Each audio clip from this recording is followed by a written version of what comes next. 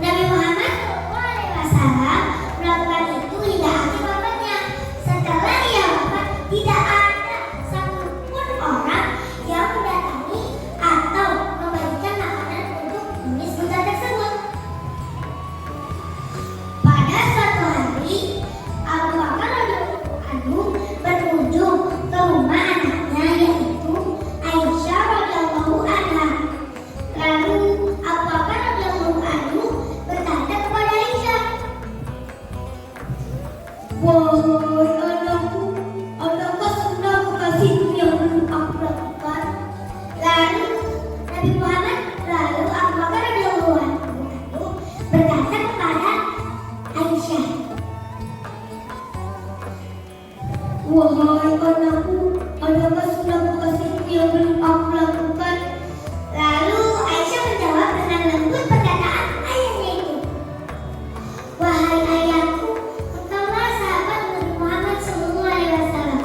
Hampir tidak ada satupun sunnah yang belum engkau lakukan, kecuali satu sunnah, yaitu sunnah setiap hari Rasulullah SAW selalu membawa makanan untuk dikasih ke pengemis buta tersebut."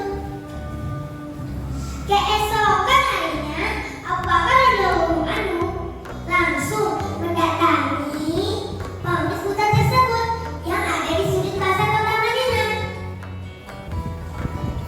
Lalu Abu Bakar pun menyuapi pengemis buta tersebut.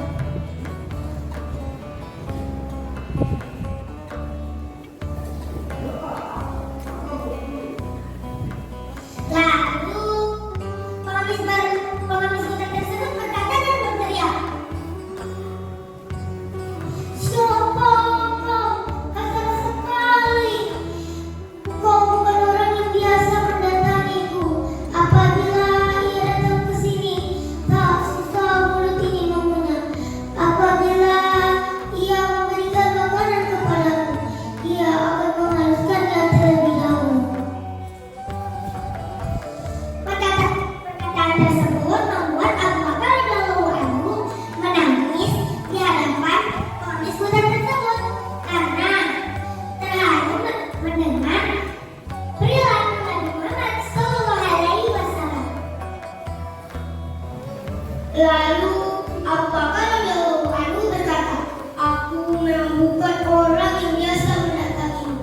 Aku adalah salah satu sahabatnya. Aku bernama Abu Bakar, orang yang selalu menyuapimu, orang yang selalu memberikan makanan kepadamu. Ia sudah tiada. Beliau adalah Nabi Muhammad SAW."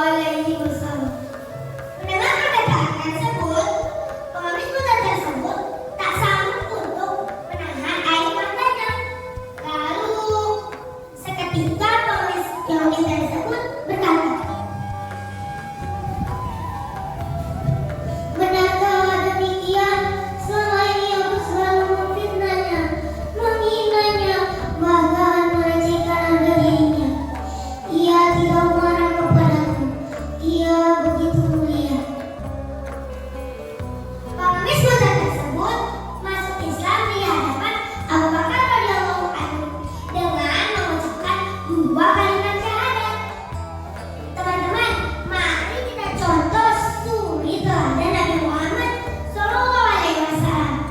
Pesan moral yang bisa saya sampaikan adalah kalau kita dibully, dicaci maki, atau dihina, atau dikata-katakan, sebaiknya kita tidak usah membalas dengan kekerasan ataupun mengata-katakan orang tua.